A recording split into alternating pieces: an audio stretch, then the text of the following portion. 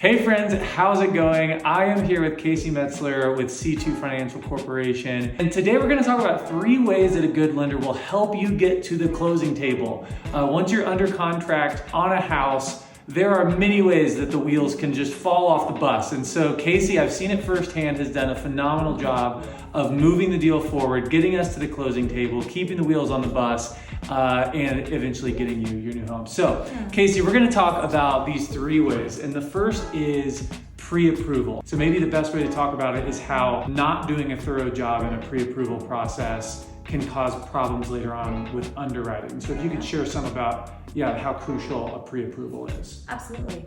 So there's many moving pieces in a pre-approval, and that's gonna be your credit score, that's gonna be your income, your monthly debt. And so when I'm looking at this, I have to take into consideration all of the moving pieces.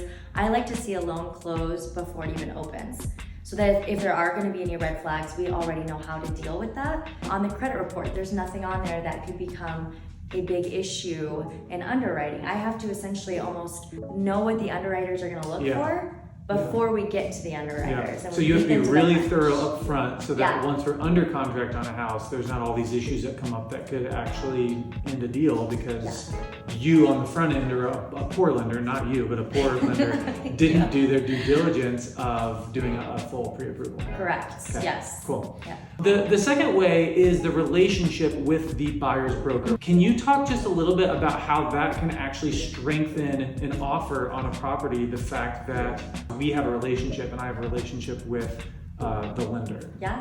So it is really important because as a selling agent, they're gonna feel either this is a united front or it's missing pieces, and if there's... You've never experienced that, have you? Only a couple times. Not with you though, thank goodness. You've been amazing. But unfortunately, I have worked with realtors that I'm not in a close relationship with, and they're not necessarily wanting to build that relationship quickly with me. Then we go into a situation where it feels fragmented, and the selling agent can feel that. And that's just a representation for them of what's to come. Because if you start with this discombobulation happening, it can indicate that the whole process is going to be that fragmented. Exactly. Yeah, that's good. And this is one reason why we have preferred lenders, is because they're people that we know we're going to work well with. If you bring in your own lender from somewhere else, we're going to do our absolute best to work with that lender. We're not going to sabotage the deal because they're not one of our preferred lenders. But this is why we have preferred lenders, because they're people that we know are going to help us get to the closing table. Absolutely. The third way, and we kind of saved the biggest for last, is communication.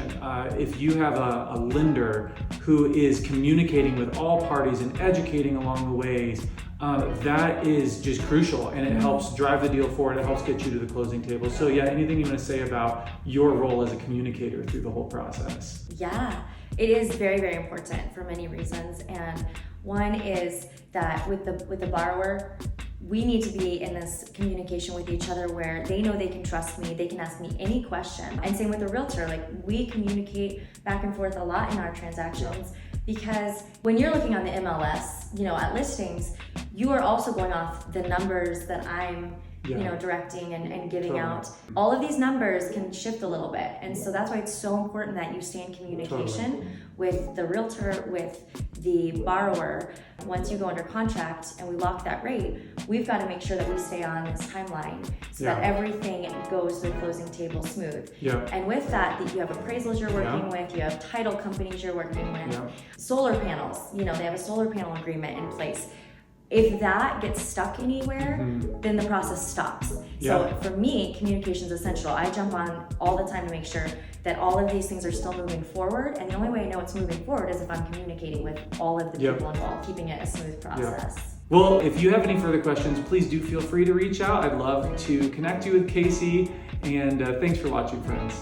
Thank you.